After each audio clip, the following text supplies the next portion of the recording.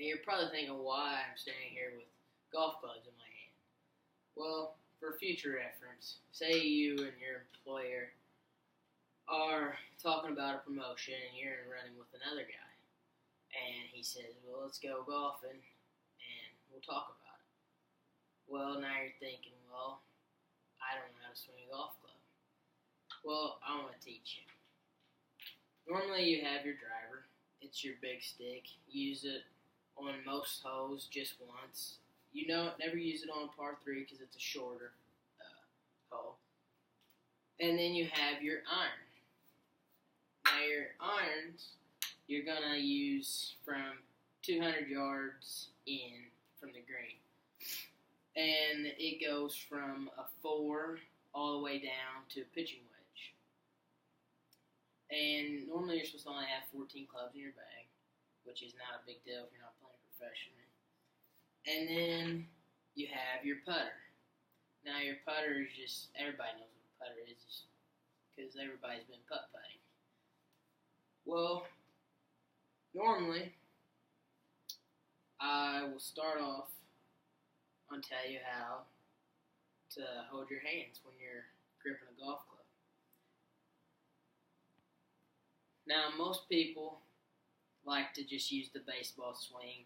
They put their left hand down here and they'll just overlap it a little bit with their right hand. This is not a very efficient grip on a club, which it can work if you're not really looking to help yourself out.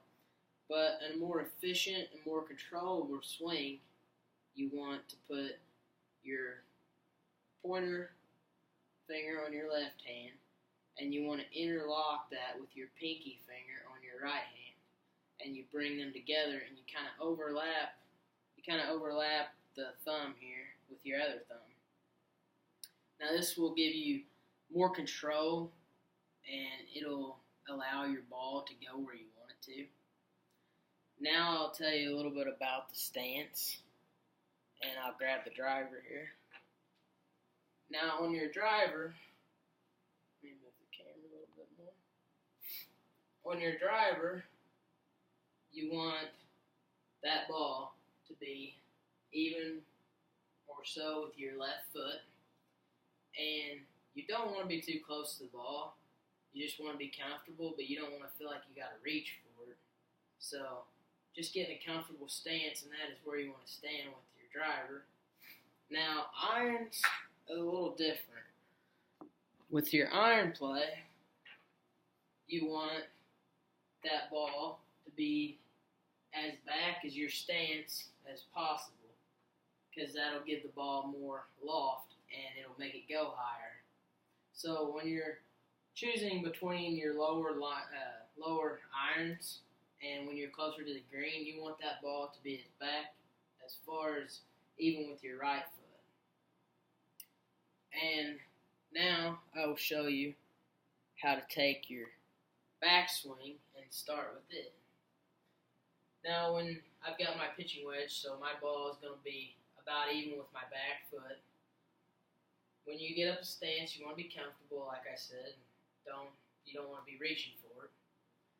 Now normally on your backswing, you want to keep this elbow tucked tight against your side here.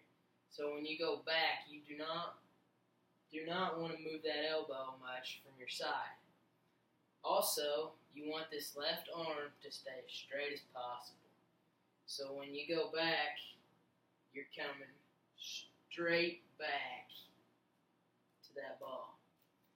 And you normally don't want to take your backswing back too fast or too far, because that could affect your swing too. You normally just want to take it about right there, just kind of so you can see it with your left eye. That's what I was always told when I was learning how to swing a club, and it's worked. So when you're taking your backswing, you want to take it back slow, and then you really want to put that right hip. You want to get that right hip back so you can get more torque when you're coming through. So see that right hip come back, and then when you're falling through, you want to bring this leg and you want to take it down. That'll give you your power in your swing. So I'll do a full motion one for you here.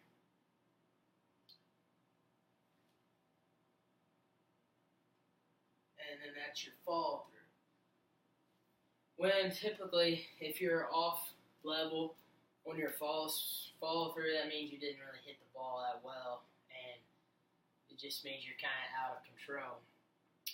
So now when your boss asks you if you want to go golfing, you'll know how to swing the club.